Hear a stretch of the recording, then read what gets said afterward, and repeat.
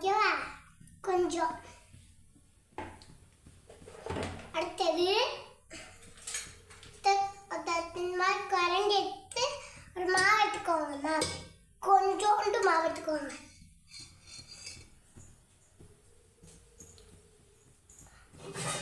அடுத்தது போய் குண்டை எடுத்துக்கோங்க. பொங்கில் வந்தம்மா டாடி டாடி கால் பண்றாரு.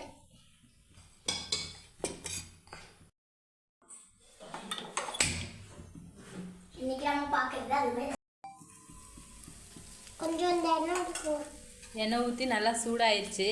இட்லி மாவு எடுத்து வச்சுருக்கேன், அது கொஞ்சமாக ஊற்றி பொரிச்சு எடுத்துக்கலாம். நல்லாயிருக்கும் இந்த ஸ்நாக்ஸ், நல்லாயிருக்கும் சாப்பிட்றதுக்கு. நல்லா இட்லி பொடி போட்டு நல்லா ஒரு பரட்டிட்டு சாப்பிட்டா செம்ம டேஸ்ட்டாக இருக்கும். இன்னைக்கு எங்கள் அம்மா தான் ஐடியா வச்சாங்க. உங்களுக்கு வீட்டுக்கு போய் ஸ்நாக்ஸ் செஞ்சு தரோன்னு சொன்னாங்களா, இந்த ஸ்நாக்ஸ் செஞ்சு தராங்க. நல்லா எண்ணெய் சூடாக இருந்ததுக்கப்புறம் மாவு ஊற்றணும், இல்லைன்னா ஒரு மாதிரி கெட்டியாயிடும். ஆமாம், இப்போ பொரிச்சு எடுத்தாச்சு.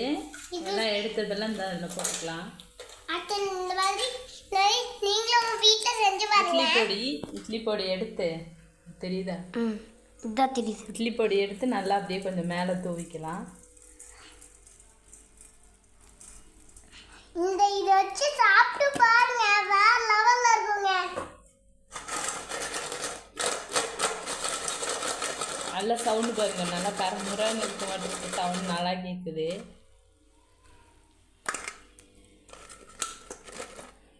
இந்த கடிச்சு பாரு எப்படி இருக்கு.